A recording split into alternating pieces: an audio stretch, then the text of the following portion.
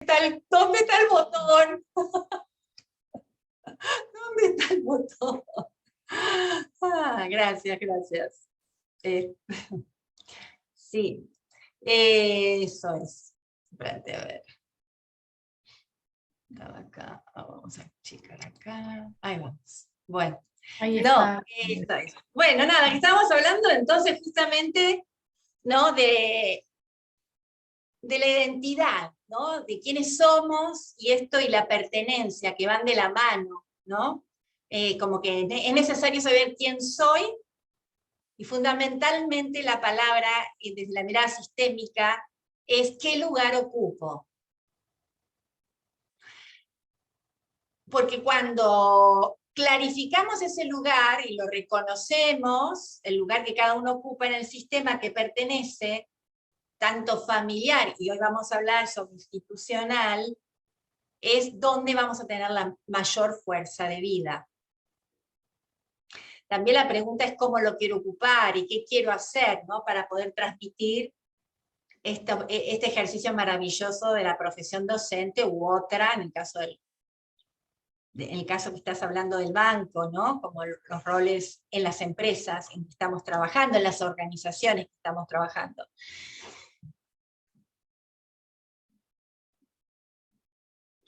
Y bueno, nos vamos a adentrar un poco entonces en esta la mirada sistémica, y quiero compartir algo sobre la función docente, que yo me siento más que nunca, que es lo que estamos hablando de nuestras funciones, además que vamos a ver los lugares, ser autoras de resiliencia. Y fundamentalmente llevar esa resiliencia al aula, con lo que implica ese clima emocional, ¿no? Para transmitir los contenidos. Pero esto de la resiliencia, cómo nos reconstruye, cómo aprendemos de las caídas, de los errores, de los golpes, las frustraciones, y las convertimos en recursos. En recursos. Y así, de esa manera también acompañamos a nuestros alumnos, ¿no? A ser autores de resiliencia y ampliar sus recursos internos.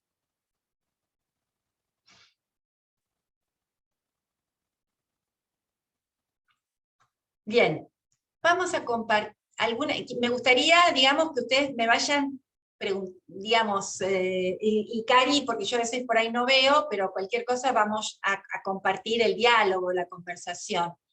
Tengo preparado un PowerPoint muy extenso, muy pretencioso, y a su vez también un video de Sol Padín, que es mi mentora en pedagogía sistémica. Yo digamos, he hecho una diplomatura con ella y tiene videitos muy didácticos. Así que, bueno, vamos a ir trabajando con lo primero, que es compartir el Power. A ver cómo estamos. Acá. Bien. Entonces, hablando de recursos, la pedagogía sistémica es un recurso más de los tantos que tenemos, como que la pedagogía en sí misma no estaba siendo suficiente. No la desmerecemos, pero no es a veces suficiente. Y la imagen que representa la pedagogía sistémica, a ver, vamos a ponerlo desde el inicio, es este hermoso puente. Vamos acá. Bien. Acá está, miren qué bonito. No sé si ya lo han visto, si en alguna otra oportunidad, que hemos hablado un poco de este puente, ¿no? ¿Cómo lo ven ustedes? ¿Qué pasa? ¿Por qué será un puente lo que representa a la mirada sistémica y puntualmente en la pedagogía sistémica? ¿Qué transmite el puente? Las dos manos. Une, hace red. Hace una red, sí. Exacto. Sostén, apoyo. Exacto. Une un punto con otro. Entonces estaríamos mirando los dos sistemas fundamentales en el proceso de aprendizaje en lo que es la pedagogía sistémica. Los dos sistemas que unen y desarrollan y acompañan la vida de nuestros alumnos, hijos. Yo voy a hablar de alumnos hijos porque, digamos, desde los dos roles, desde el lugar del sostén familiar, es la familia el primer sistema educativo, es el primer educador. Y la escuela, la institución educativa, es la segunda. Por eso es tan importante integrar estas dos fuerzas, integrar a estos dos sistemas, ¿no? ¿Por qué? Porque, como vimos en las miradas sistémicas, en los órdenes, el primer orden de la pertenencia, que todos tenemos derecho a la pertenencia, generamos con esa pertenencia los hilos de lealtades. Somos leales como hijos a nuestra familia. Estamos integrados a partir de este reconocimiento de estas lealtades invisibles, fuerzas tremendas. Y esas lealtades se empeñan como a unir, ¿no es cierto? Unir su hogar con la escuela. ¡Wow! Imagínense en el medio, el chico está tironeando a veces, digo, a veces se unen, pero otras veces se tironean. Entonces, cuando las familias critican el colegio, ¿no? Cuando sienten que es un lugar amenazante, juzgado, criticado, ahí estamos sintiendo que excluyen a la escuela. Y cuando el colegio juzga, ¿no? Critica y excluye a los padres, los chicos se vuelven locos, ¿no? Por las lealtades. Y si no pongamos a los chicos en elegir entre dos lealtades, porque siempre va a ganar la lealtad familiar a sus padres.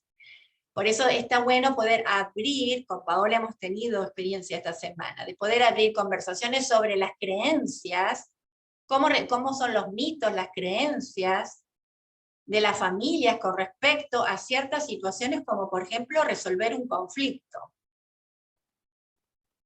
Cómo se resuelven los conflictos en casa, y cómo se resuelven los conflictos en la escuela. Y vamos abriendo estas conversaciones entre nosotras, vamos a ver que muchas veces no coinciden.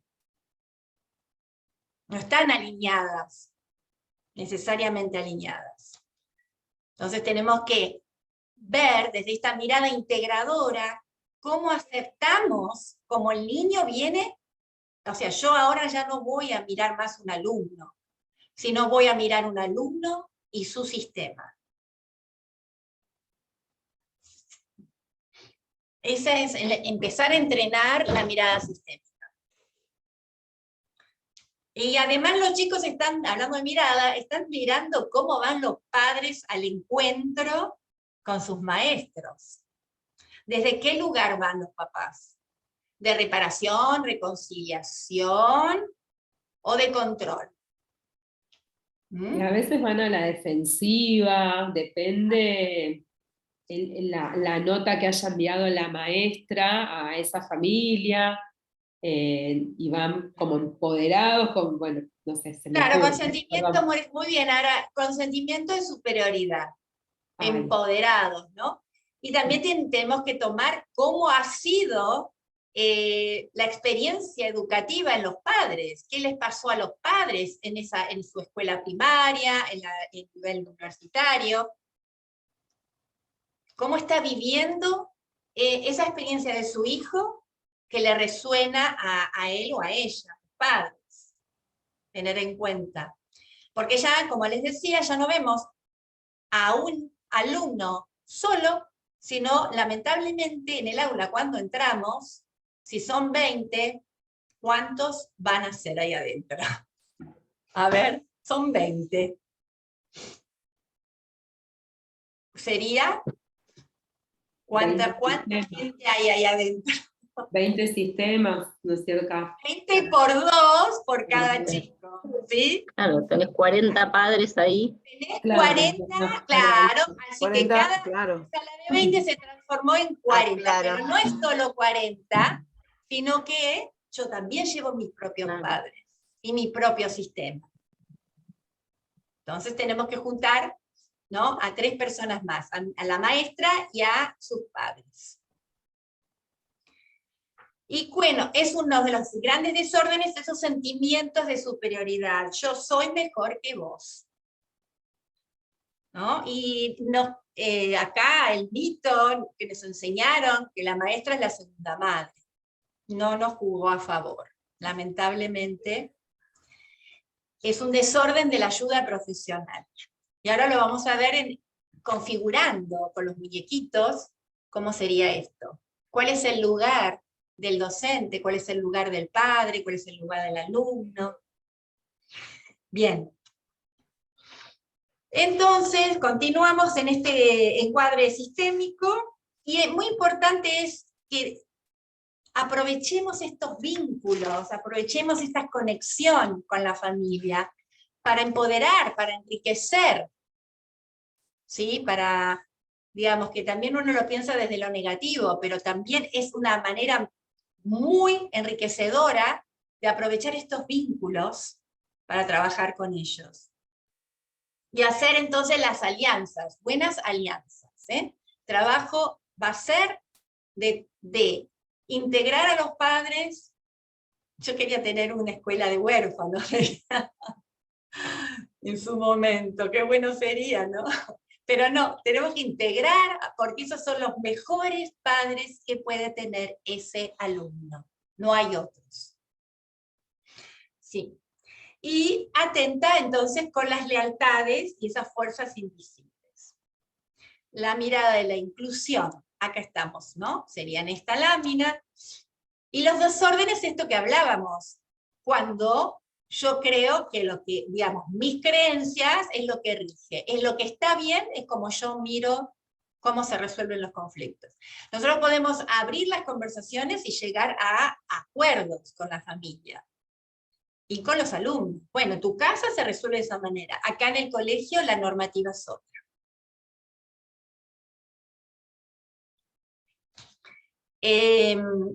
Vamos a adentrarnos entonces cómo aplicamos los órdenes de Bert Hellinger como organizadores del sistema.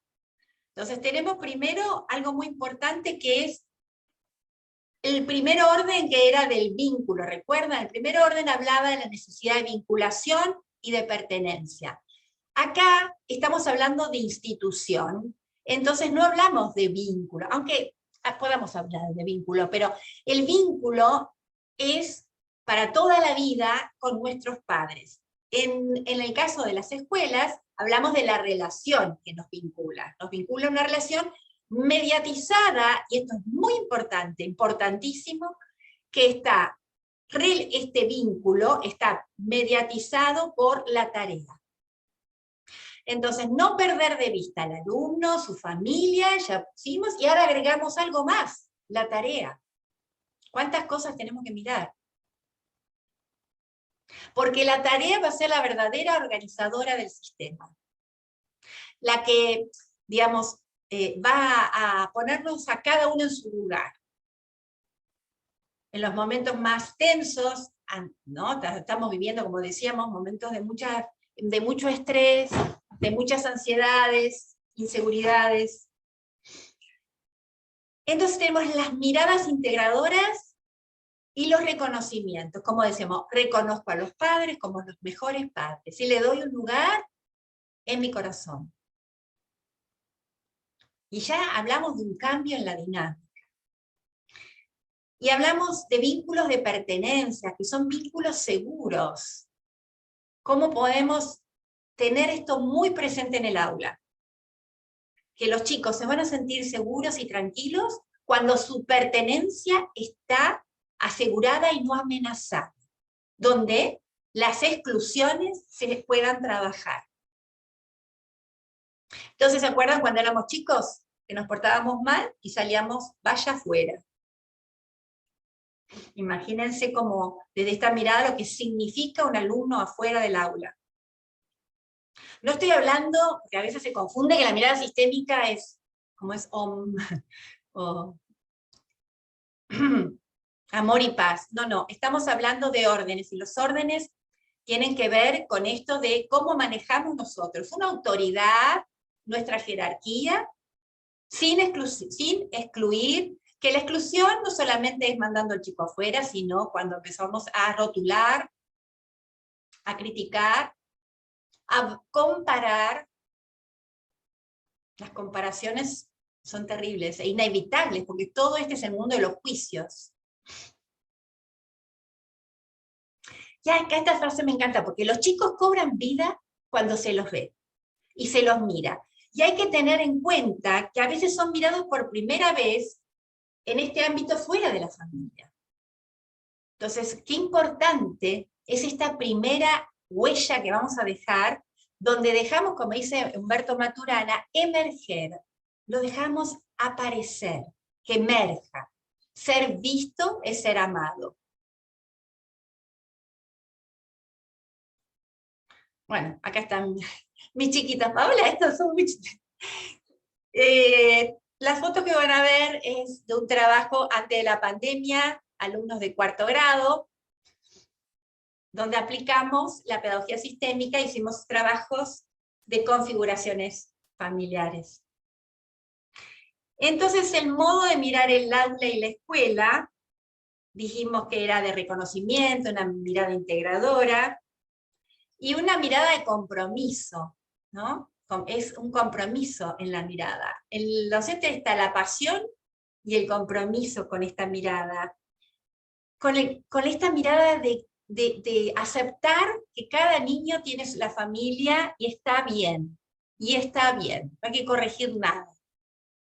¿Se puede reflexionar? Por supuesto. Se puede abrir conversaciones, y se debe abrir conversaciones. ¿Alguna pregunta hasta acá? ¿Vamos bien? Yo para no perderme tengo como la guía, porque como les dije era un PowerPoint largo, y tenía las fotos. Bien, entonces acá hacemos ejercicios de yo te veo, ¿sí? De poder mirarnos, porque esto también es un ejercicio de percepción. Poder entrenar qué me pasa a mí cuando yo te veo. ¿Qué le pasa a mi cuerpo? ¿Qué emoción? Si estoy cómodo, incómodo. Cuando siento que el otro me reconoce. Ah, mira, mi amigo toda la vida, ahora yo te veo. Yo te reconozco.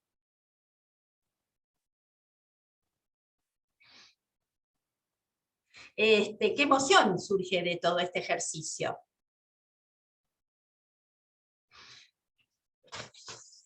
Entonces vamos a las configuraciones familiares, aplicando los órdenes de Bergelinger, integrando esto que decíamos, los dos sistemas, desde la aceptación, vamos a generar el espacio para todas las identidades y las inteligencias, vamos a ofrecer estas dinámicas donde dan mayor seguridad, y a su vez enriquecen los lazos, porque ponemos los valores en acciones, el respeto, la escucha, la aceptación. Y fundamentalmente el tema es la exclusión como primer orden, ¿no? No sentirse excluido, sentir que podemos traer a nuestra familia, es que la trajimos, o sea, estar está, pero ahora podemos como jugar y trabajar mostrando mi sistema familiar, y que cada chico sienta esa dignidad, ese respeto, ¿sí? Hablamos, estos son todos valores que los chicos vamos diciendo qué les genera este tipo de trabajo. Ocupar un lugar en la familia. Entonces, cuando nosotros aceptamos lo que las familias traen, así como es, esto enriquece y tranquiliza mucho. Bueno, vamos entonces. Nosotros trabajamos aplicando lo que vamos a ver, las configuraciones familiares, como un juego de las 3D, de dinámicas de juegos de la familia en 3D, con dimensiones, representantes. En estos juegos el objetivo es que se sientan que pertenecen, que es mi familia, generando estos espacios, como decía, de confianza. Y ahí vamos también chequeando los órdenes del sistema, sin juzgar y tomando lo que es. Después vamos a chequear si está desordenado o ordenado, de acuerdo a los 3 órdenes más importantes que vamos a trabajar. Entonces acá generamos un espacio, mira Paola, la Paola. Generamos un espacio en el aula, ¿sí? Y empezamos a trabajar. Bueno, ¿quién quiere presentar su familia? Y lo vamos a hacer configurando, y vamos a hacer que se haga de esta manera. Cada uno que quiere pasar va a elegir representante para mamá, un representante para papá, y vamos a ir viendo los órdenes de este sistema. Es un sistema humano que nos aúna a todos por igual. Pero no puedo estar rellenando ni haciendo nada. Entonces, cada alumno es interesante porque va a buscar esto que decíamos, cómo ir armando nuestra red del sistema familiar. Cada uno es libre para decir, yo empiezo por mamá, yo empiezo por papá, pueden empezar por el abuelo, ¿sí? Entonces, lo que hacemos es que empieza a haber como una red de colaboración, pero para eso ordenamos que tiene que cumplirse con ciertos pasos. El paso fundamental, como tenemos una mirada ontológica, es a través de los actos lingüísticos, que es el pedido. ¿Me podés ayudar a ser mi papá, a ser mi mamá, a ser mi abuelo, a ser mi abuela? En general se ofrecen todos. Y si no, decimos que no y buscamos a otro. Y lo invitamos a participar en este cachitito de espacio que se llama el campo, porque es un campo que tiene la información que tiene que tener de mi sistema familiar. Entonces acá tenemos, yo les voy a explicar, a Lucio creo que, a ver si Paola se acuerda, está por ahí. Lucio. Mirá Lucio. Lucio trajo a su representante, el de anteojitos, lo representa Lucio. La de la derecha de Lucio es su hermana mayor. Está muy bien ubicado. La hermana mayor, primero orden, luego sigue Lucio, segundo orden. Detrás de Lucio había puesto a su mamá, que está asomándose, y a su papá, que está acá con cara de pícaro.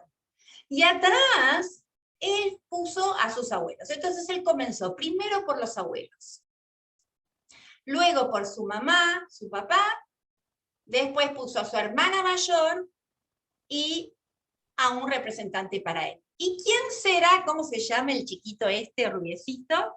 Agustín. Agustín. Representa Agustín. A ver si alguien se da cuenta. Como verán, Agustín está en otra línea de jerarquía. Ahora vamos a ver esto de las líneas de jerarquía. ¿A quién representará Agustín?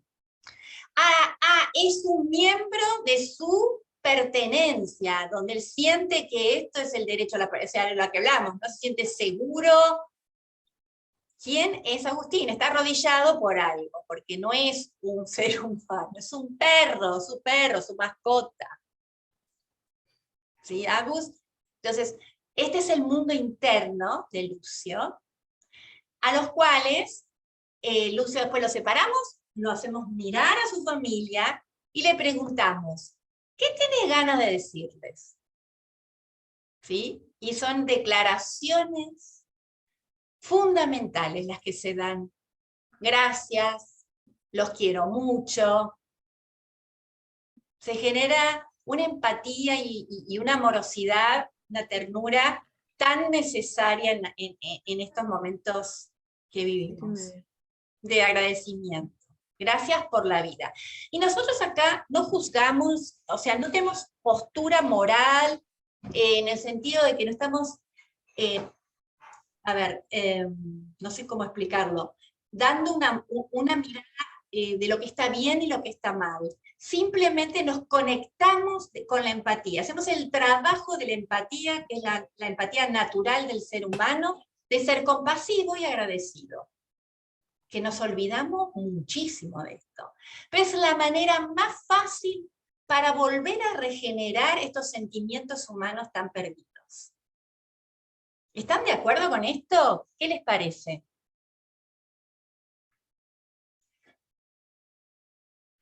A mí me parece una forma muy interesante en un grupo de estudiantes que se conozcan, porque como veníamos diciendo, desde lo físico, o sea, están los 20 estudiantes con su docente, y por ahí entre ellos no se conocen tanto, porque tienen su grupo de amigos o de compañeros en la cual tienen más afinidad, y de repente abrir esta nueva forma a conocer a un compañero o una compañera es lindo.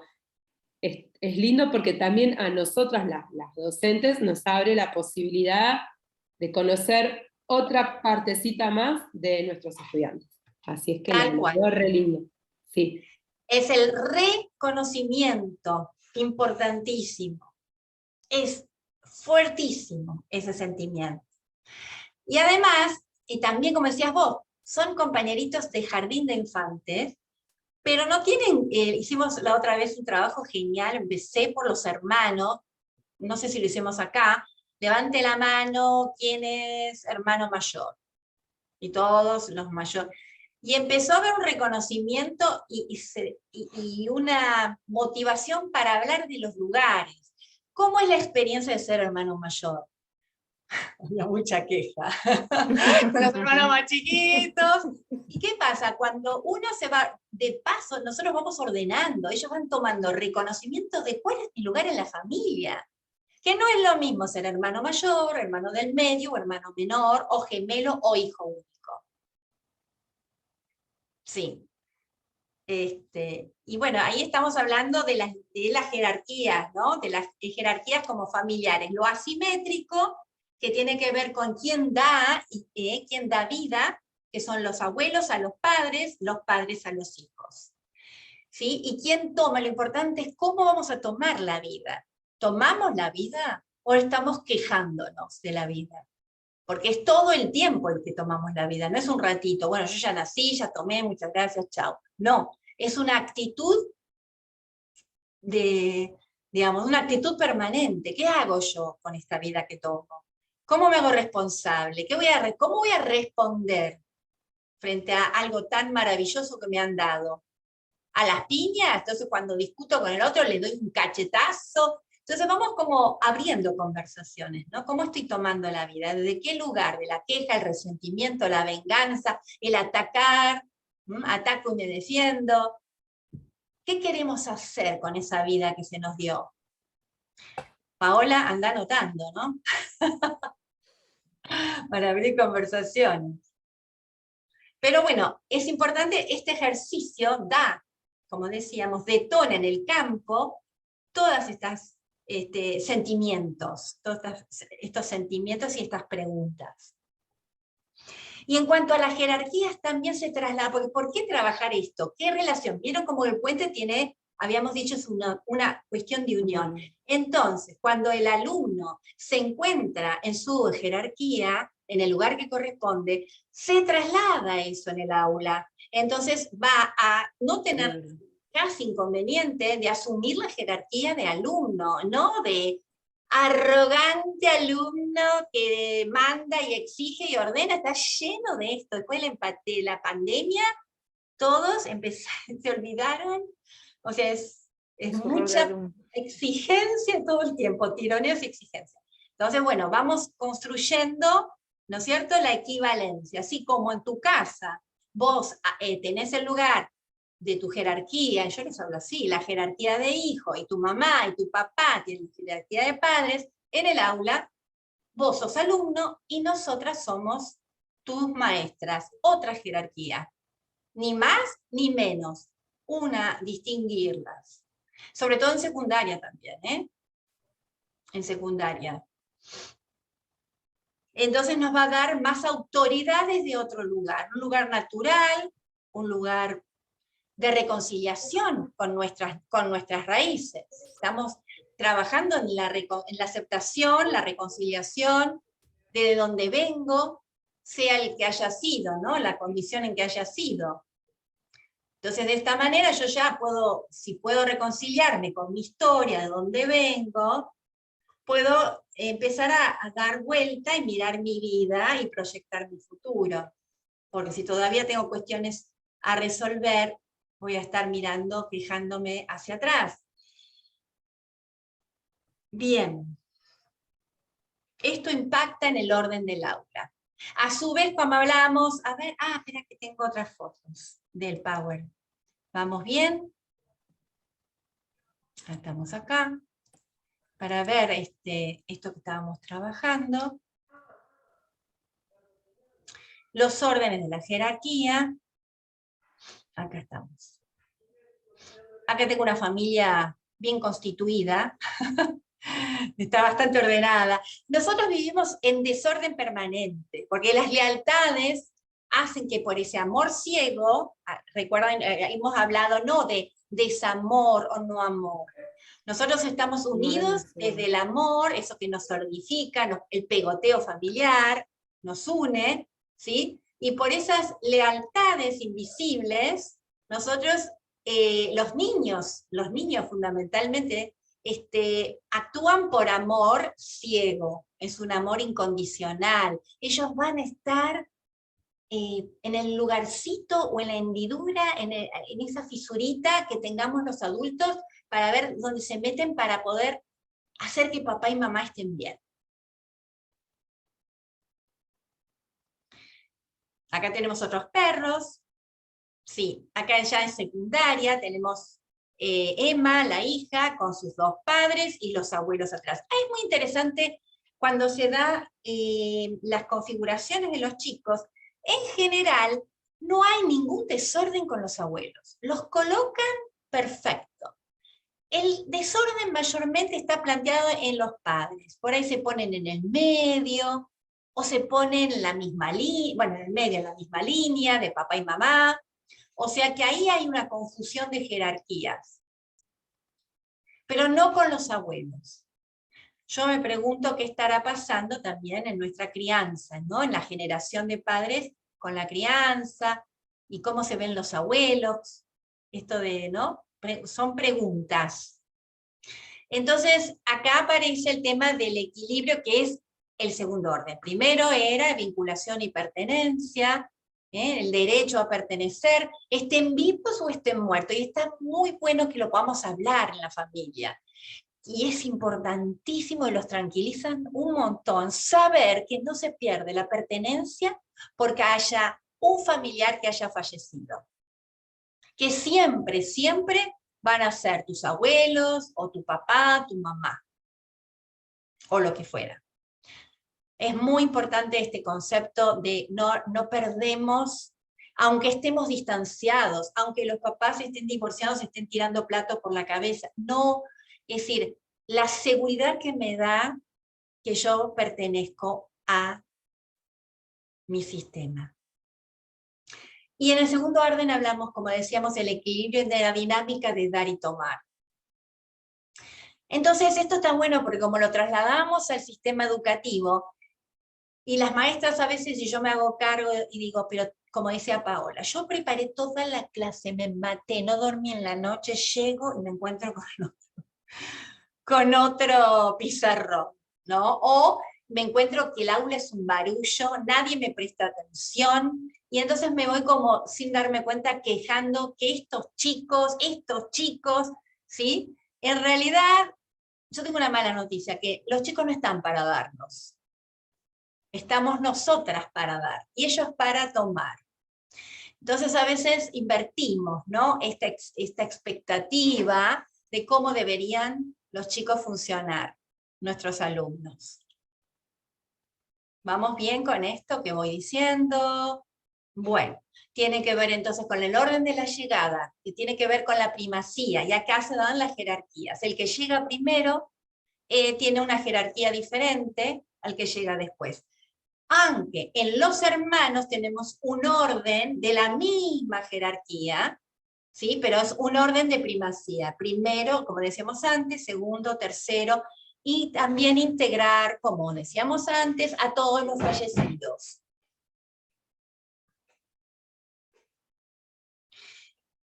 Esto también es interesante porque en el aula se va dando, no ocupen mi lugar.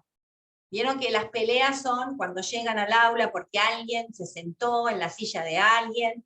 Entonces poder ya comprender lo que implica tomar el lugar que no corresponde. Entonces acá tenemos las jerarquías de padres a hijos, las relaciones simétricas y asimétricas. Y acá tenemos la simetría en los hermanos. Este ejercicio que hemos hecho en secundaria tiene que ver del orden de todo el salón por el año de nacimiento. Reconocer quién llegó primero y nos abrió el camino. Es muy interesante porque a veces el primero que llega es el que menos lo esperaba. El más chiquitito, el más menudito, ¿sí? Y entonces todos vamos reconociendo, y también reconociendo y agradeciendo a ese primero que de alguna manera llega a la vida, y llega al aula, y nos marca como el camino. También podemos ordenarlos, por ejemplo, los chicos llegaron primero desde jardín de infantes. Entonces se establece toda una relación muy simpática. Reconocimiento nuevamente. ¿Quién llegó desde sala 2, sala 3, sala 4, hasta el último que se integró al colegio? Hablábamos de las declaraciones. En general, cuando hacemos estos trabajos, se dan estas declaraciones espontáneas de lo que decíamos, que tienen que ver con el agradecimiento. Legitimamos el dolor, porque al expresar las emociones, también el dolor de la pérdida, podemos hablar del abuelo que se falleció, la mamá que no está, bueno, todas estas cuestiones también se pueden empezar a hablar, legitimando los sentimientos. ¿Y qué digo? Cuando digo legitimar, no digo excluir, porque a veces pasa que, no, ¿cómo vamos a hablar algo doloroso? ¿Le vamos a hacer mal? ¿O cómo trabajamos la muerte? ¿Cómo trabajamos los duelos? No excluyéndolos, mirándolos e integrándolos. Trabajamos también los árboles, las biografías y los árboles, ¿no? La genealogía. Acá esta nena integra a los amigos dentro del árbol, al perro. Los perros son, las mascotas tienen un lugar muy importante para ellos. Acá que pone, personas importantes, todos los de mi familia son importantes, pero estas personas aparecieron más en mi vida. Amo a todos. Este es un poco más, lo hizo más con diagrama, un montón para mostrar, pero bueno, está muy interesante, porque puso los abuelos, los hermanos de los abuelos, los padrinos. Se tomó un trabajo hermoso. Qué llamativo, ¿no? O sea, el representarlo en organigrama. Sí, sí, sí. Me llama la atención. En realidad, te digo, desde la, digamos, de la genealogía, es un organigrama. Es interesante porque nosotros no decimos cómo, ¿no? Pero que estén unidos, ¿sí? Y la rayita acá, Sí, que claro. da a los dos hijos, está perfecto. Sí, sí, sí, me llama mucho la atención. Sí, lo traigo porque la verdad que son creaciones muy, muy interesantes. A ver, entonces, dijimos que las configuraciones cumplen esta dinámica de ordenador, ¿no? Y fundamentalmente es el cuidado de no interpretar, de aceptación, de aprender que las familias no son todas iguales, que tenemos familias de papá, papá, mamá, mamá, integradas, separadas, juntadas, hay de todo tipo de familia, y reconocer que lo que nos une es el amor, no juzgamos y nos reconciliamos con lo que es, que todo está bien visto. Bien, y acá llega el momento de la maestra estresada, los famosos burnout. ¿Y qué será? ¿Para qué, digamos, vamos a trabajar un poquito, y acá me voy a detener, qué es lo que aporta la pedagogía ontológica para que no ocurra este burnout, este estrés enorme que reconocemos? Dejo de compartir un poquitito.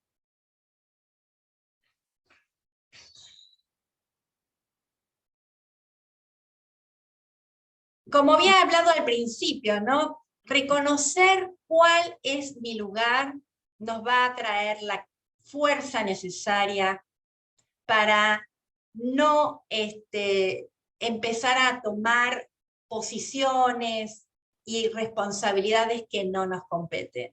Pero no sabemos cuál es nuestro lugar a veces, o sea, creemos que estamos bien. Cuando estamos muy cansados, volvemos muy cansados porque eso es un signo por ahí de desorden, ¿no? Un poquito de desorden. ¿Qué estoy haciendo de más? ¿Dónde me estoy metiendo? Sí, todo por el amor ciego, nadie cuestiona que las buenas intenciones estén.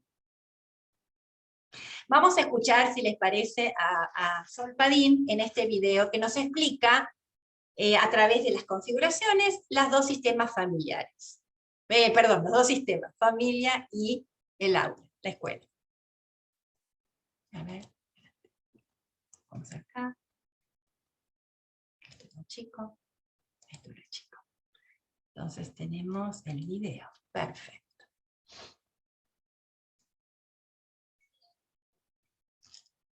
Compartimos.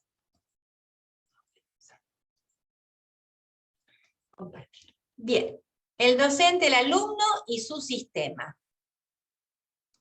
Ahora es cómo juegan los sistemas y sobre todo nuestro sistema familiar en cualquier lugar en donde nos movemos, ¿no? Pero hablando específicamente del marco educativo, nosotros tenemos un alumno, ¿sí? Y un docente. Tenemos al alumno y al docente y acá pasan determinadas cosas, ¿no? En el vínculo. Ahora, este alumno y este docente no están solos. ¿A quién tienen detrás de ellos? Tienen el alumno, un papá y una mamá, ¿sí? Y lo interesante acá es que el docente también viene de una historia y tiene un papá y una mamá. Cuando podemos empezar a visualizar esto, algo cambia. ¿Por qué? Porque muchas veces las preocupaciones del docente tienen que ver con qué le pasa a este niño, en el caso sobre todo cuando trabajamos con chicos más chicos, ¿sí? Y qué está pasando con sus padres. Ahora, cuando el docente puede saber que este chico tiene padres que son los mejores que puede tener, y esto tiene que ver con la historia del alumno, y que si a mí algo me refleja este alumno, lo que tengo que hacer es, en todo caso, poder girarme y mirar a mis propios padres y ver qué sucede ahí. Y el alumno también. Ahora, cuando esto sucede, cambia completamente el panorama, ¿sí? Y lo que ha sucedido en la práctica con este tipo de situaciones es que cuando cada uno vuelve a mirarse, ¿sí? El alumno y el docente, algo es distinto, y ya el docente está en su lugar de docente, el alumno en el lugar del alumno, y lo que los une a ellos dos es la tarea o la tarea educativa, la materia que hay en común, donde el docente transmite, enseña y el alumno aprende.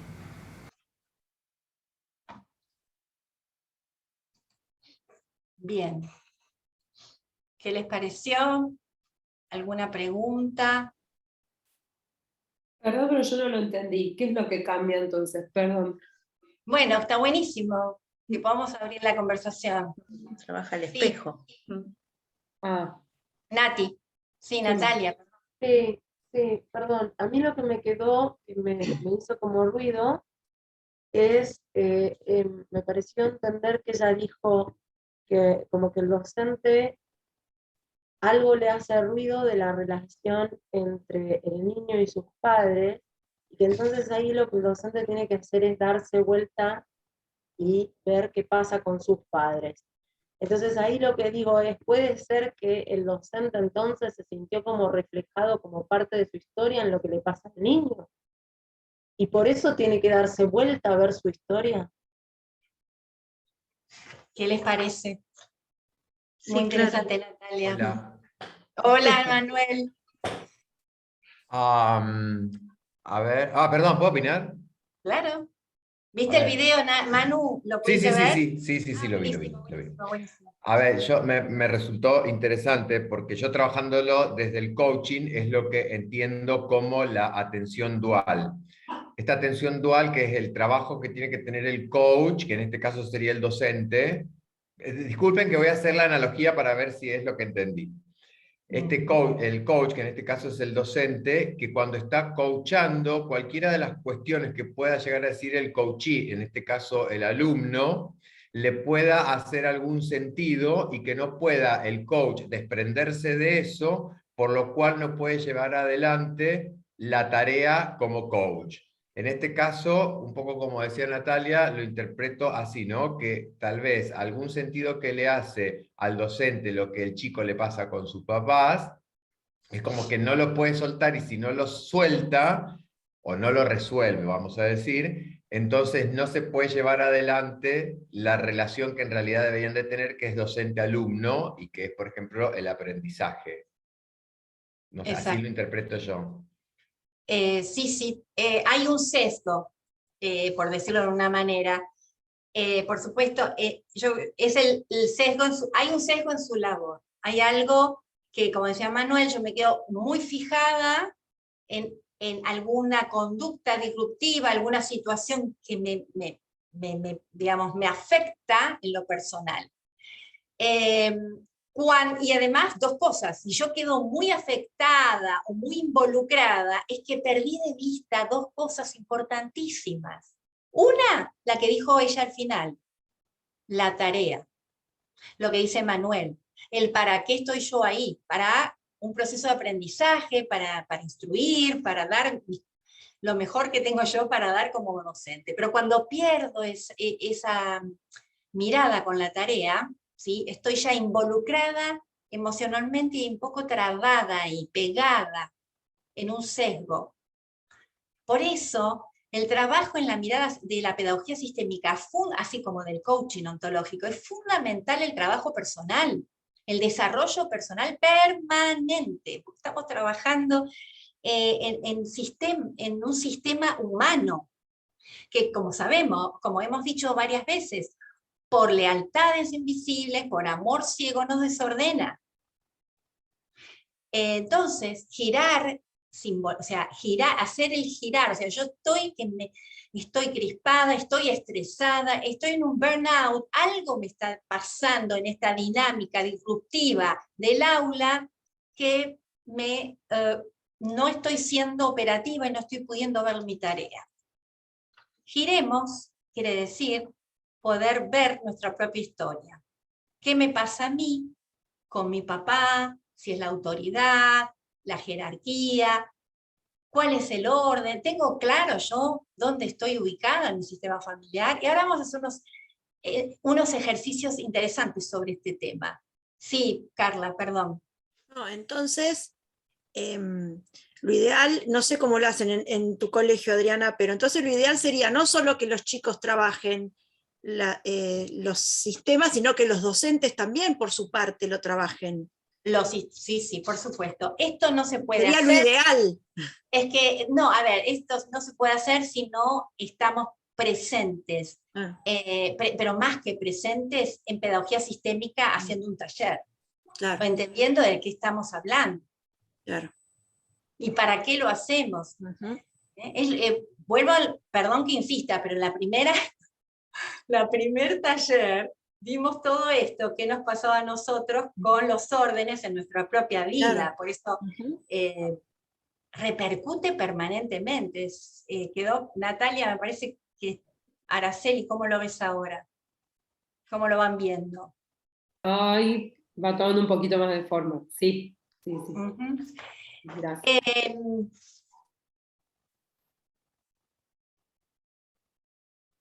Fundamentalmente, sí, Andrea, sí. Perdón, Adri, no, Sí. digo que lo mismo, digamos, es para, ¿no? Para Sí.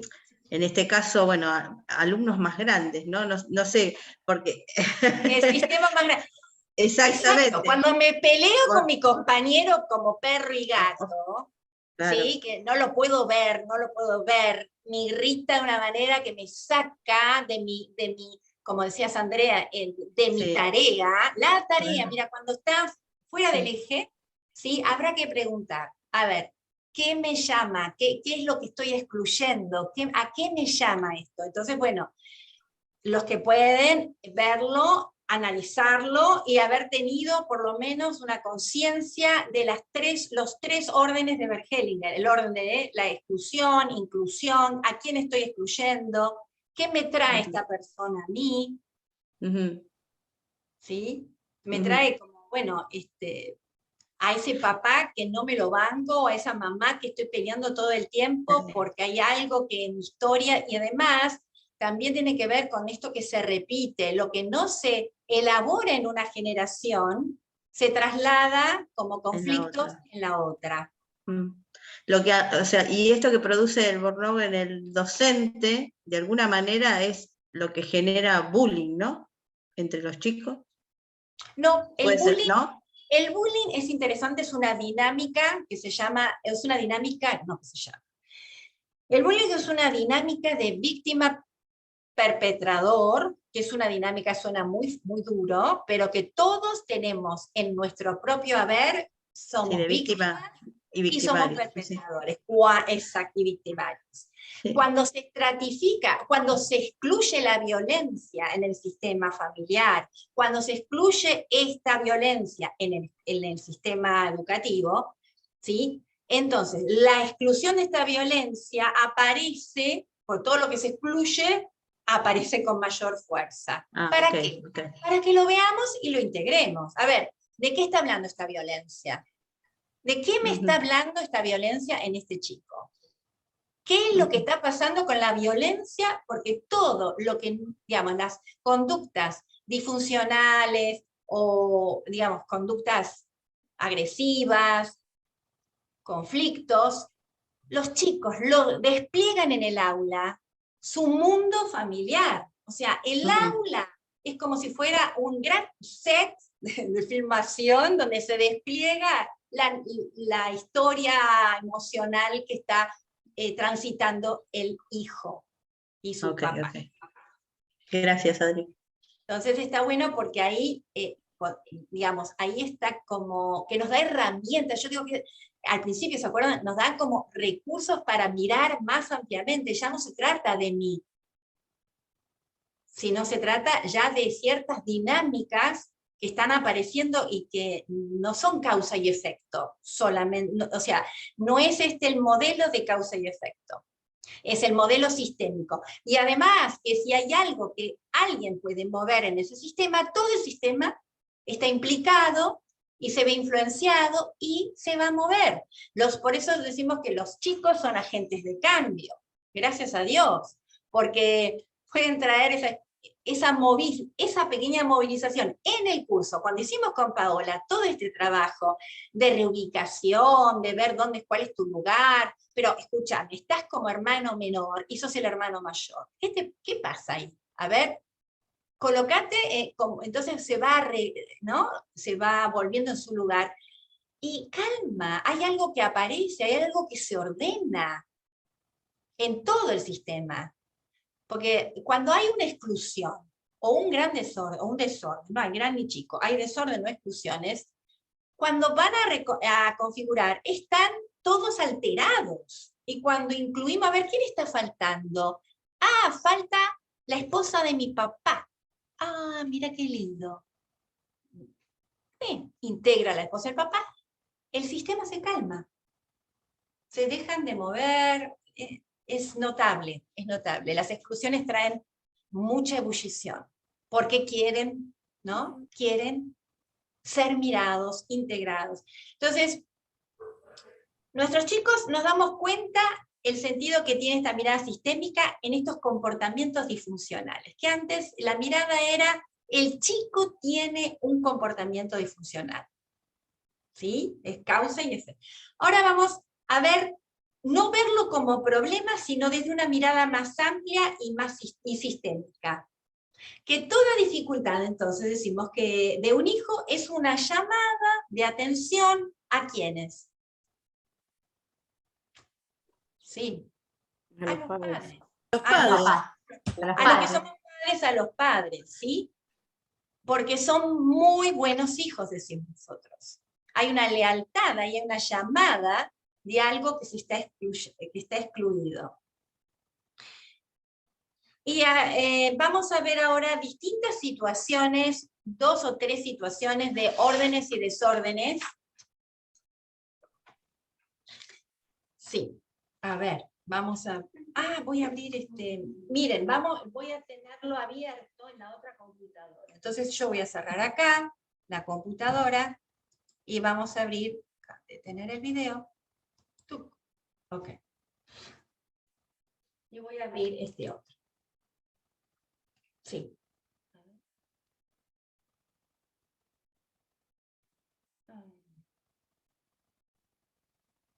Bueno. Podemos hacer que se vea. A ver si ahí se ve mejor. Bueno, no. Definitivamente no se ve mejor. Dale, acá. Bien. Vamos Bueno, entonces, vamos a trabajar. Decíamos que los chicos llevan toda la problemática, ¿no es cierto?, emocional que tienen en la casa, en el aula. En el aula, en el colegio. Y también nosotros los maestros llevamos nuestras problemáticas, como decían recién. Entonces nosotros también, sí, nosotros también llevamos nuestras problemáticas y nuestras ansiedades al aula. ¿Y cómo nos equipamos? Entonces la pregunta, ¿no? Para trabajar con este campo emocional de los chicos llenos de ansiedades, maestros con ansiedades. Entonces vamos a ver desde el abordaje de Bert-Hellinger, que nos permite hacer como un modelo.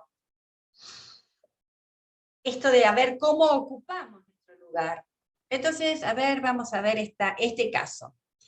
Cuando la función docente se desdibuja y se pierde, porque los padres, vamos a ver esto, a ver, tenemos. Vamos a poner, a ver, acá. Vamos.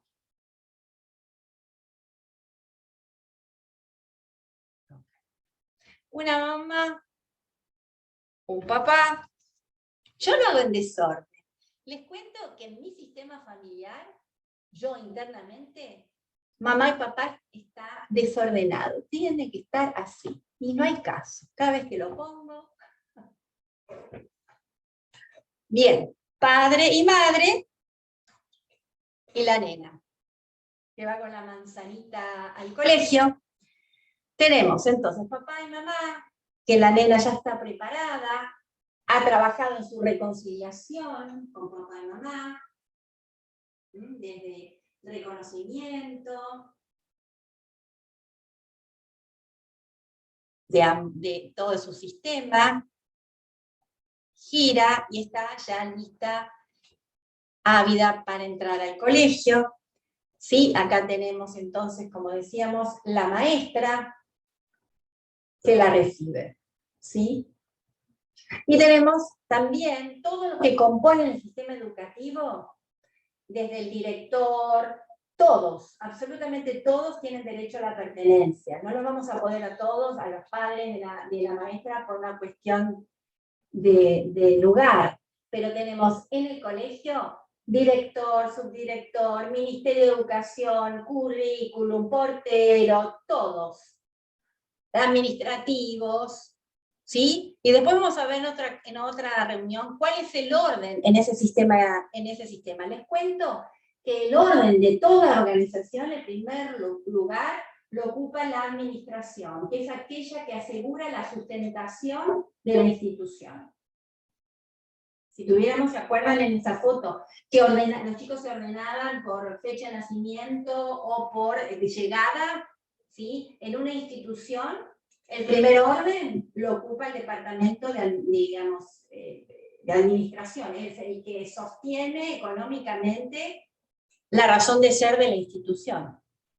Bien, entonces, este caso puede ser cualquiera, pero más o menos vamos a hacer que hay un tema que es un tema, puede ser de separación, de divorcio, de no estar porque estoy trabajando. La mamá está entonces, en esta representación, la mamá está ausente. O sea, la pongo un poquito más atrás, porque está tomada por su dificultad.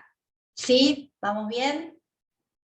Está tomada por su dificultad, está desdibujada, ¿sí? Y los padres a veces exigen en esta situación, no sé si a ustedes les pasa, pero exigen que los maestros nos hagamos un poquito cargo de esto. Tengo una anécdota de jardín de infantes, que la cuenta siempre la doctora Grande, Adriana Grande, de una mamá de los círculos de que ella trabaja, que en el jardín de infantes, sala maternal, aparece una mamá con su hijita con el pijama, la mochila con el guardapolvo, y le dice a la maestra, mira, yo no puedo con ella, no hay manera que se ponga el guardapolvo, así que te lo dejo acá, y ahí vamos teniendo idea ya del desorden, ¿sí? Te lo dejo para que a ver si vos seguramente vas a poder. Bien, entonces esta mamá que está tomada por sus preocupaciones, ocupada, hace este movimiento que se aleja para atrás. Y acá tenemos el movimiento que yo llamo de la tentación. La nena llega al colegio, despeinada, la mochila toda desordenada, no hizo la tarea porque nadie la supervisó, ¿sí? Inclusive llevó una manzana nada más para comer. Entonces, digo así como exagerado, ¿no? Por eso el movimiento de la tentación de la maestra, ¿qué será? Ocupar ese lugar de la madre ausente. Viene acá, ¿sí? Yo te cuido, ¿sí? Y suplantar de alguna manera en su ayuda, esto es inconsciente, esto no es literal, ¿sí? Pueden empezar a repasar un poquito en qué situación uno se ha puesto a juzgar, bueno, mirá, pobre chica, mirá cómo la mandaron al colegio. ¿Sí? Esa manera de mirar y de juzgar nos pasa porque somos humanos. Pero ahí hay un desorden de la ayuda profesional cuando ocupamos el lugar, ¿sí? Compensando. ¿Por qué? Fíjense, ¿qué es lo que desapareció?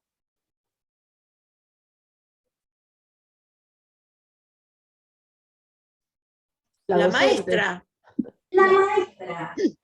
La maestra desapareció del sistema educativo, ocupando el lugar, ¿sí? De compensación. Entonces, el alumno se queda, primero, sin mamá. La sensación de que mamá está ausente. Segundo, sin la maestra. Nadie la ve. ¿Me van siguiendo? ¿Cómo sería entonces, una vez que configuramos que podemos hacer este trabajo que les digo de desarrollo personal en la mirada sistémica? Podemos traer el caso, llevarlo, representamos esto y vemos que esto funciona, que esta es la dinámica que se está dando. Bueno, ¿cómo ordenamos esta dinámica? Primero, reconocer lo que es. ¿Sí? Segundo, imagínense cómo se siente la mamá con respecto a la maestra, cuando ocupa su lugar. ¿Cuáles son los sentimientos que se les ocurre que puede estar ahí jugándose? Yo escucho, ¿eh? Me parece que pueden aparecer los dos extremos, o que esté feliz diciendo, bueno, ya me quedo tranquila pues la maestra hace de mamá, o que quede resentida diciendo, mira esta maestra metida que está haciendo lo que tendría que hacer yo. Yo, Flor, puede ser absolutamente las dos cosas por un tiempito corto, hasta que aparece la verdadera rivalidad, como decís vos, donde, ¿sí? Donde hay alguien que está ocupando, y además hay alguien no solamente que está ocupando ese lugar, y yo te agrego que sí es cierto, por amor ciego, por una buena intención, pero ese es mi lugar. Entonces, el lugar de reordenar es poder ver que la maestra, cuando ve y supervisa esta situación, pueda girar y ver a la mamá, que no la estaba viendo. ¿Vieron cómo ella ocupa el lugar, pero no la ve? ¿Sí? Entonces, acá, al girar y mirar, hay un reconocimiento. Y la frase que no es sanadora, sino de reconciliación interna, en los trabajos de constelaciones, son frases que nos reubican, como decíamos, en el orden sistémico, para que esto no se repita ni vuelva con fuerza. Y la frase esta sería: yo soy solo tu maestra. Yo soy solo la maestra. Y vos sos la mamá. Y siempre vas a ser la mamá y yo la maestra. ¿Sí? Aceptando la situación difícil. Porque es lo que es. Yo no lo puedo cambiar. Desde este lugar se reubican los lugares. Entonces la maestra, si es solo la maestra, va a volver a ocupar su lugar de maestra. Y el colegio vuelve a recuperar su docente. Pero lo fundamental es que la nena, bueno, acá todavía no la miro, mirá, todavía no la miro, pueda volver a mirar a su alumna. Y fundamentalmente, lo que nos estamos olvidando, que acabo de ingresar, esto que representa ¿qué? La tarea. Exactamente. Entonces, el docente no puede dejar de mirar la tarea a su alumno y fundamentalmente a los papás que hay atrás de ese alumno. Esto genera tranquilidad y confianza. Ya no tengo que defenderme de una maestra que quiere ocupar mi lugar.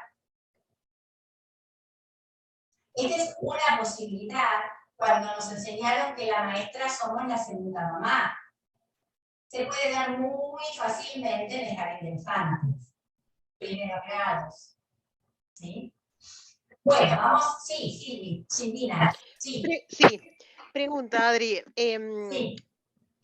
Digamos, quien en este desorden toma el papel activo, si se quiere, de reflexionar y decir, acá está pasando algo, estoy ocupando un lugar que no me corresponde, es el docente en este caso. Sí, también puede ser muy buena pregunta, Silvina. Uno configura, constela por uno, no por la mamá. O sea, acá yo puse como que es la maestra, viste que te decía, vienen los talleres de capacitación y de supervisión, y mira su lugar. Claro, exactamente, pero es esa docente que se está dando cuenta que está ocupando un lugar que no le corresponde, digamos. Exacto. ¿Y sabés cómo? Por el estrés que hablábamos, burnout, que empieza a estar como muy agotada, muy cansada. El cuerpo le está mandando señales, que algo no está bien. O llega a la casa y sigue pensando viste, yo llego a casa, a veces sigo pensando en mis alumnos, ¿sí? Queda como muy enganchada.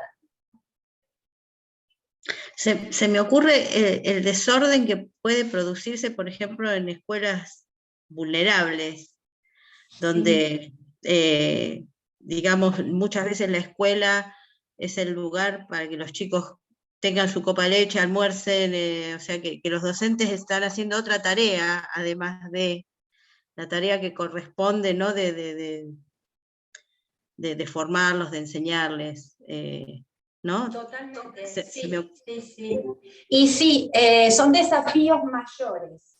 Claro. Porque el rol del docente, ahí la tarea, tenemos varias tareas. Una es de enseñar, otra es de no nutrir, repartir y administrar la hora del comedor.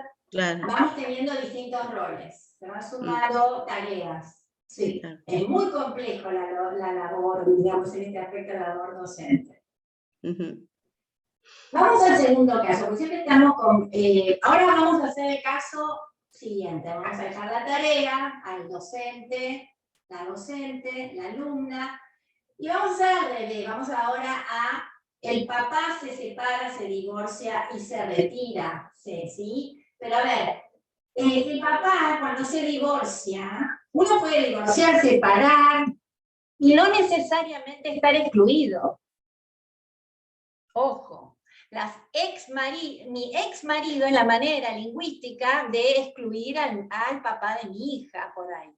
No nos damos cuenta cuando utilizamos esa manera de referirnos al desgraciado.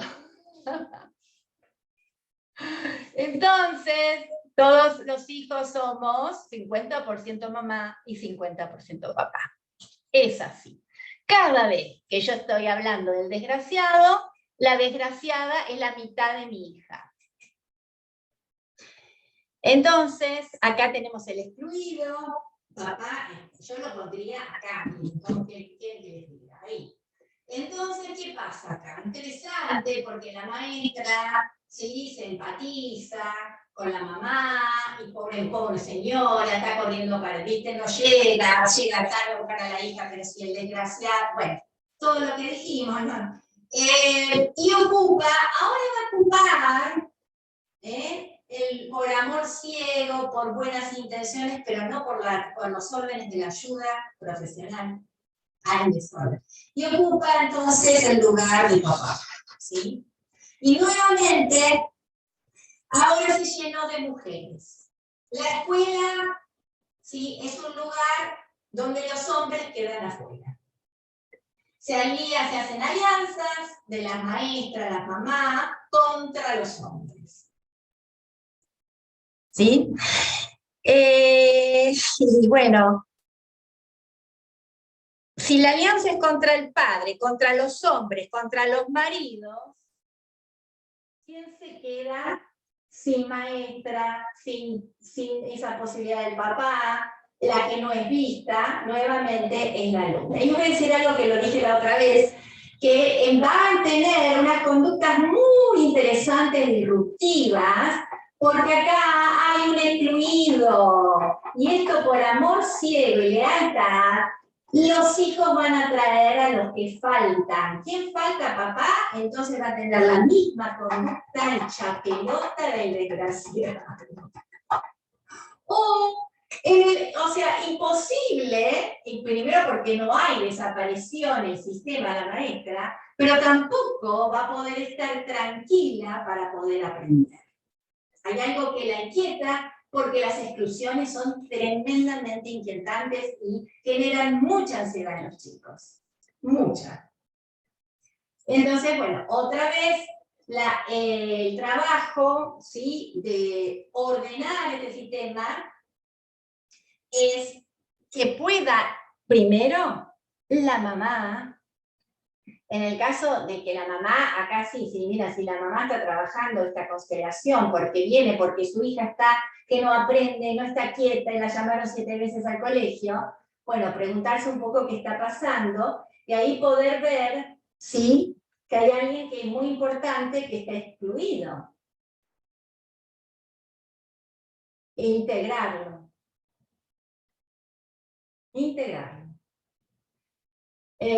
La maestra, en el caso de la mamá, en el sistema de la mamá, en el sistema de la maestra será girar, ¿sí? Mirar al padre, y nuevamente la declaración es: yo ocupo mi lugar, yo solo soy la maestra, y usted es el padre, y es el mejor padre que esta chica pueda tener. Y le voy a dar un lugar en el corazón, ambos dos, madre y padre. Y voy a tener paciencia, aceptar lo que es y cómo es. Porque también debe remitirle a la maestra algo de su sistema, todo este rollo. ¿Sí? Esto es lo que hablábamos antes. Entonces puede volver y Acá, como verán, lo importante es que la maestra esté mirando a la alumna se sienta contenida y mirada, como dice Maturana, que pueda emerger y ser vista. Eso es sentirse amado, sentirse reconocido. Bien, y la última que les traigo es la culpa. ¿Quieren ver lo de la culpa? Que está buenísimo. La culpa. Bueno, papá y mamá, directivo, maestra, ¿sí? Entonces vamos a traer a Ali. La nena no aprende matemáticas, es un desastre. Tiene todas las notas bajas en matemática. Un representante ponemos ¿para qué materia? Para matemática. Pero matemática la ponemos así, miren, nadie lo quiere ver a matemática. Es un representante que está como complicado. La materia. Entonces, cuando juzgamos, excluimos. Cuando a la nena no le va bien en matemática, es una tarada, esta chica no va ni para... es tonta, ¿sí? Vamos excluyendo, ¿sí? Y no aprende. Entonces, aparece la culpa. ¿Sí? La podemos poner a la culpa como un representante para poder verla. ¿Sí? Se la colocamos generalmente a la mamá.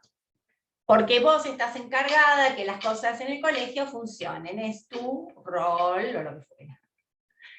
Bien. Entonces, ¿qué va a pasar? ¿Qué dicen los padres? ¿Quién tiene la culpa? La maestra que no enseña bien. Muy bien, Andrea está pero on fire. La madre va al colegio y dice, la culpa la tiene el colegio, se le encajamos acá al director, porque mira lo que pasa. La culpa la tiene el colegio, que es un desastre, mi hija no anda bien en matemática, la culpa, sí, aparecen todas las batallas, sí, toda la, digamos, todo ese, sí, toda la culpa. Bien, el director le pasa la culpa a la maestra. Vos no estás explicando bien, no estás llegando como debes llegar a tus alumnos, tienes que revisar a ver cómo transmitís las cosas, etcétera, etcétera. Bien, y ahora la maestra, ¿qué hace con la culpa? ¿Qué pasa? No me digas que se la pasa, a la nena.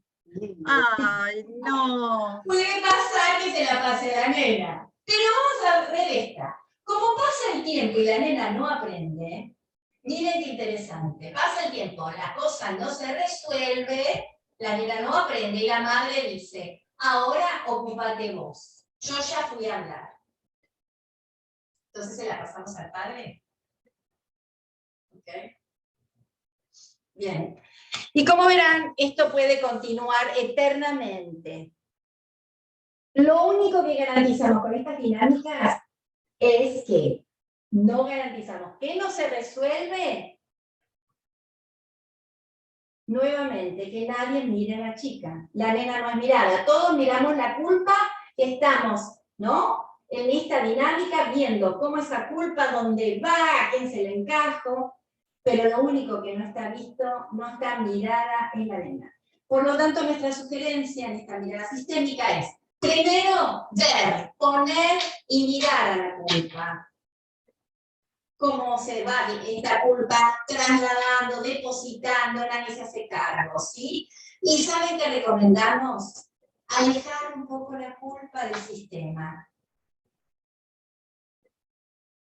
Sacamos la culpa del sistema, la vimos, no es que no la vimos, la excluimos, la retiramos un poco del sistema para alivianar el sistema de la familia, a los padres, fundamentalmente a la nena, que alguien la mire, para empezar a alivianar también el sistema del colegio. Entonces, si liberamos y sacamos un poco la culpa, una vez que la hemos visto y hemos visto la dinámica que se hace con la culpa, de depositar y de trabajar en vez de... A ver, esa culpa puede transformar, es interesante, la culpa puede transformarse en un gran recurso. Sí, hay en estas miradas sistémicas es interesante cuando podemos trabajar que los obstáculos pueden transformarse en recursos, en tanto que puedan ser mirados y elaborados. Bueno, yo tengo culpa que son 20:32. Perdón, me llevó todo este tiempo. Bueno, entonces vamos cerrando y nada, espero que haya sido clara y que les haya servido. Voy a ir ahora acá para poder verlos, porque acá tengo toda la familia que me está tapando. Acá estamos en el lugar que corresponde. Simplemente quería, quiero compartir, a ver, lo podemos ver para cierre, que me parece muy importante tener este resumen. Entonces, perdón. ¿A quién miramos en la mirada pedagogías clásicas? A los individuos. En la sistémica, la pedagogía a la persona y a todo el contexto al que pertenece, ¿no? ¿Y qué miramos? Lo que vimos en la clásica: conductas, culpas, síntomas, rasgos y características de persona. Miramos al problema. Y en las dinámicas que estamos trabajando vamos viendo las relaciones y los órdenes y desórdenes. ¿Y dónde intervenimos? En lo clásico, digamos, yo digo lo clásico en la pedagogía, en las escuelas, en el sujeto, en el problema, en la atención individual, cargando, digamos, esto de la culpa, la responsabilidad. Y en la mirada sistémica, la intervención es en red, integrando el sistema familiar y educativo para hallar en conjunto respuestas y soluciones. Bueno, repetí lo que estaba leyendo porque me parece como la síntesis.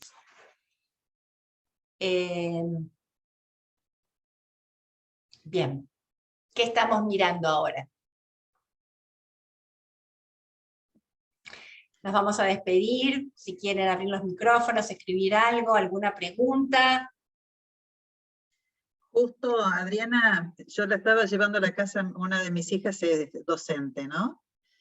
Y le estaba hablando de lo del coaching, y ella me decía, qué importante sería que en los profesorados se enseñe coaching educativo y se enseñe pedagogía sistémica. ¿Cuántos problemas se evitarían, no? Está muy avanzado en España la pedagogía sistémica. México, con Ángela Olvera, que es la que ha trabajado todo lo que es pedagogía, llevando los órdenes de Bergelinger. Pero bueno, acá estamos un poquito, está eco. Claro. Tiene que ver un poco, me pregunto, con el tema de, a ver, las lealtades, ¿no? Porque, bueno, yo que soy coach, hemos intentado, bueno, a través de la Asociación Argentina de Coaching, viste, llevar lo que es el coaching a los ámbitos educativos, y hay muchísima resistencia, mucha resistencia. Es como que, digamos, nosotros los maestros somos los que estamos capacitados para, o sea, como que no hay no hay posibilidades de otra mirada. Y yo hago analogía con el tema de cómo se llevó la pandemia, ¿no? Se vio nada más que cumplíamos órdenes de infectólogos, pero no se vio psicólogos, médicos, o sea, es como que cada uno con su expertise y que, exacto, ¿no? Mira, dijiste la palabra correcta, Andrea, que es la resistencia. Y cuanto más resistencia haya, más persistencias de problemas va a haber. Sí. Y los que estamos viendo. Sí, tal cual. Y una de las, yo siento, ¿no?, que de las instituciones más resistentes también es la principal para mí es la educativa. Y segundo será el coaching, pero que el Ministerio de Educación es el monumento a la resistencia y al cambio. Bueno, más allá de las ideologías, estoy hablando en la formación, hay algo ahí que se resiste. O sea, yo aprendí con un librito, los tengo controladitos a los nenes así, no me vengas con otra cosa porque me asustan. Los niños asustan, movilizan ese fantasma que tiene el adulto. Y bueno, hay mucho por hablar, mucho para trabajar, pero qué bueno que podamos hablarlo. Bueno, espero que les haya servido, que haya sido dinámico y útil. Bueno, gracias. Gracias. Gracias, Súper Adri. interesante, Adri.